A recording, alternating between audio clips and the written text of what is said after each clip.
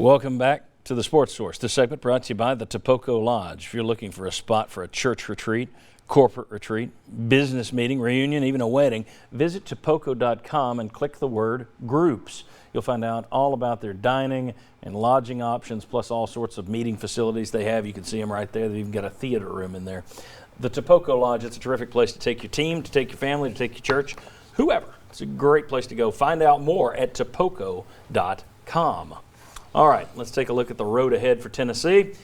At Alabama, who is 6-0 and beat Texas A&M yesterday, their defense isn't nearly as good as it has been in years past. They're still darn good, but not what they have been. South Carolina, 3-3, beat Georgia 2017 yesterday. I don't think anybody saw that one coming. UAB, they are 5-1. They have won 16 of their last 20 games. Now, they're not playing tough competition, but they're still better than Georgia State. At Kentucky, they won yesterday against Arkansas, which may be the worst team in the conference. Kentucky 2-3.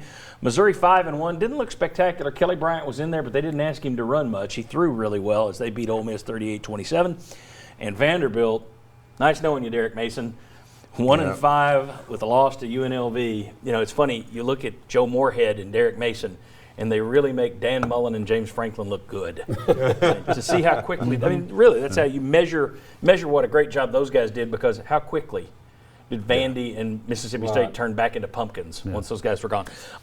Right now, Tennessee needs 4 wins out of those last 6 games to go bowling. How many wins do they get? I think they get 3, which is an improvement over what I said about 2 weeks ago, and I don't think they get there. I'm at 3 also. Now, they're obviously, I can find another game where they could win it. I just don't, they haven't shown me that they could be consistent enough to do that. To win 4 out of 6. Correct, so I'm at 3.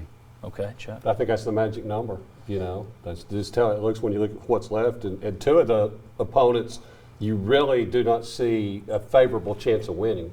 Alabama and Missouri. Yes. Yeah. So you've really got to go 4 for 4.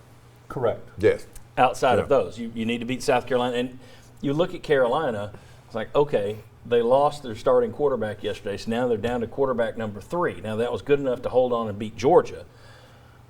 But does that help Tennessee or hurt Tennessee if they become a more – I mean, they weren't throwing it much with their backup quarterback yesterday. So does that help Tennessee that they become more one-dimensional if they do? I just saw those Just stats saw the earlier. Yeah, absolutely. So you look at South Carolina, and while they beat Georgia, and you look at that and go, oh, gosh, they're going to be a challenge. You also say, but they lost their quarterback for I don't know how long. But they still have the must-champ factor. Never lost it. UAB. If not for the Georgia State game, I wouldn't be taking them seriously this year, but I think you have to. And also you look at the Charlotte game last year where Tennessee looked terrible. Oh, and I think UAB, the one thing, got a friend that's a big Alabama guy and he even follows UAB he said they've got a really good offensive line. He said their offensive line's pretty good. So if you come up here with a good offensive line, I mean, does it keep you in the ball game? But I'm with you. If you had taken care of business against Georgia State, then I don't think I think UAB is kind of a. See, I agree. I think you're looking at 5-7. We all think 5-7. Which, to give credit where credit's due, a couple weeks ago I didn't know that they'd even get to 5 wins. I was at 4. But if they get to 5-7, people are going to look back at that and say, Georgia State cost us a bowl trip. The recruiting bump you'd get off of, not a bad bowl, but just going to a bowl game helps recruiting more than not going to a bowl game. No, hadn't been in 3 years, so it would have been a big thing. There's another factor to me about UAB. So you're right in the middle of your SEC season, and now you're playing UAB.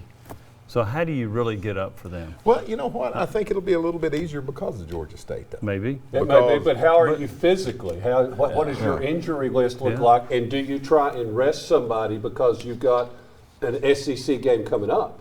Or, I mean, there's some things you I don't think this team can afford to rest people. We'll talk about depth issues and could that sabotage progress a little bit later in the show, as a matter of fact. So good tease there. When I look at those 4, I take Alabama and Missouri out because you're not going to beat Alabama, I don't think. If Missouri would take a Herculean effort too. So let's take those 2 out. If you look at South Carolina, UAB, Kentucky, Vandy, who knows what happens, but I feel better about them beating Kentucky and Vandy than I do South Carolina and UAB.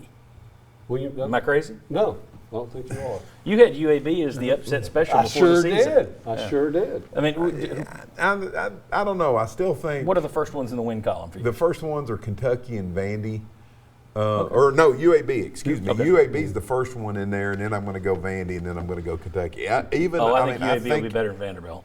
I still just think I have a hard time accepting that. I'm still not over Georgia State. And then BYU. I'm not over BYU. Jimmy, what do you think?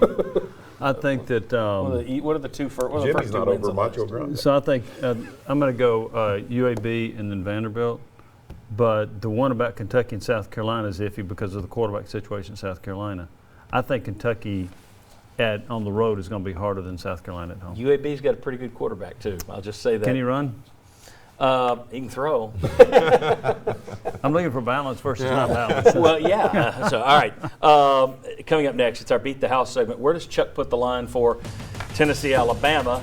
And we'll see how far the mighty have fallen. Bob Hodge with his $500 bet last week on Mississippi State. Come on back. We'll see who's in the lead this week. Come on back. Yeah.